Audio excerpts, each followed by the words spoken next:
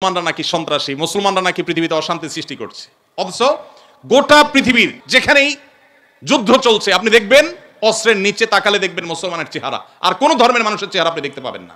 এত কিছুর পরও মুসলমানকে গালি শুনতে হয়, সবচেয়ে বড় মিথ্যা অভিযোগ তাদের উপরে করা হয়। অথচ মুসলমানরাই হলেন পৃথিবীর সবচাইতে শান্তিকামী, সবচাইতে শান্তিকামী। যেই কোনো বিচারে আপনি উন্মুক্ত মনে যদি বিচার করেন, আপনি দেখবেন যে পৃথিবীতে কোনো গণহত্যার সাথে পৃথিবীর ইতিহাসে মুসলমান শাসকদের বহু দোষ ছিল, বহু ত্রুটি ছিল, শতকণ্ঠে আপনি সমালোচনা করতে পারেন। আজকের বিশ্বের মোড়লরা যেভাবে গণহত্যা করছে, পাখির মতো নির্বিচারে মানুষ মারছে ফিলিস্তিনের মাটিতে, সেই মানুষগুলাই যখন কোনো ভিডিও ফুটেজে দেখেন ফেসবুকে, ইউটিউবে, তারা হেলিকপ্টার নিয়ে তাদের সেনাবাহিনী গিয়ে একটা গর্তে, কোনো একটা ড্রেনে কোনো কুকুর ছানা পড়ে গেছে, একটা বিড়ালের ছানা পড়ে গেছে, সেটা উদ্ধার করার জন্য তারা লেগে গেছে, আপনি তখন বলছেন ওয়াও কত মানবিক তারা। সেই তারা যখন কুকুরের জন্য বিশাল বড় হসপিটাল করছে, আপনি বলছেন কত মানবিক তারা। অথচ এরাই নির্বিচারে পাখির মতো মানুষ হত্যা করছে। এবং অনেক সভ্য দেশ আছে যেই দেশে শুধু ফিলিস্তিনি নির্যাতিত ফিলিস্তিনিদের পক্ষে পতাকা নিয়ে আপনি রাস্তা বের হবেন, রাষ্ট্রের আইন অনুযায়ী আপনি অপরাধী বিবেচিত হবেন। এখনো আছে, এই সভ্য পৃথিবীতে আছে। প্রিয় নবী সাল্লাল্লাহু আলাইহি সাল্লাম যে দিন রেখে গেছেন, এখানে মুসলমান কোণঠাসা থাকবে, এটাই স্বাভাবিক। আমার কথা কি ছিল সেখান থেকে যে অনেক বন্ধু বলে কেন মুসলমানরা এত মার খাচ্ছে যদি ইসলাম সত্য হয়। হ্যাঁ, ইসলাম সত্য যে তার প্রমাণই এটা যে মুসলমানরা মার খাবে।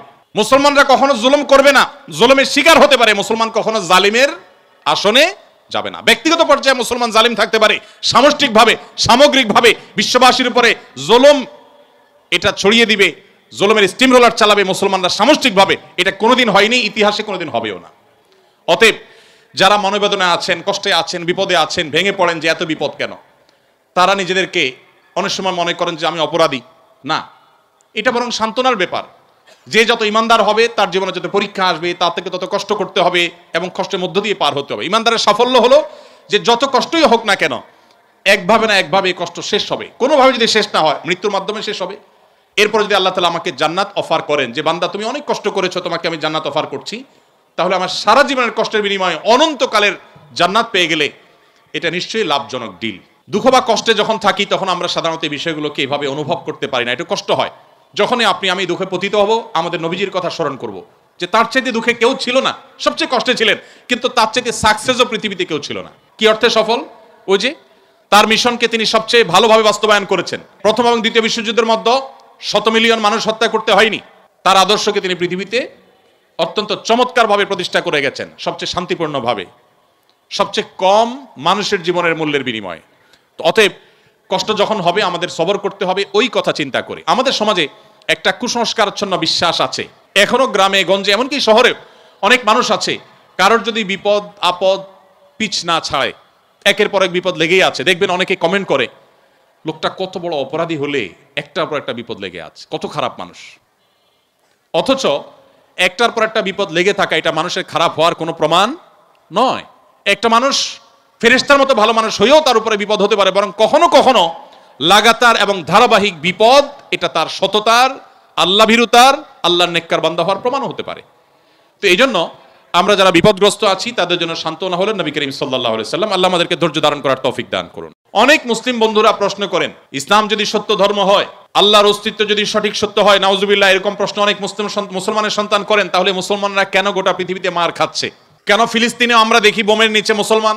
কেন কাশ্মীরেও আমরা দেখি নির্যাতনের নিচে মুসলমান? কেন সিরিয়াতেও আমরা দেখি নির্যাতিত মুসলমান?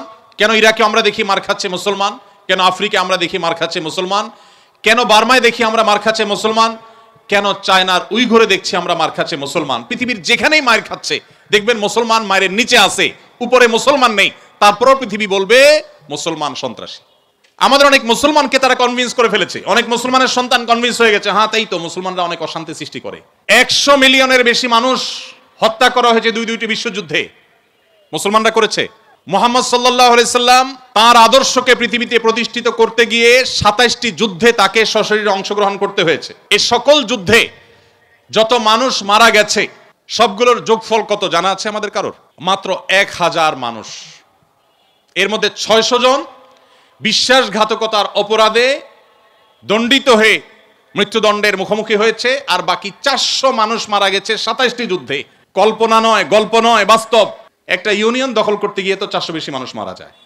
আজকের পৃথিবীর মানবতার সবক দেওয়া মানুষগুলো পাখির মতো মানুষ মেরে যেখানে সমান করে ফেলছে, সেই মানুষগুলোই আবার মুসলমানদেরকে বলে যে মুসলমান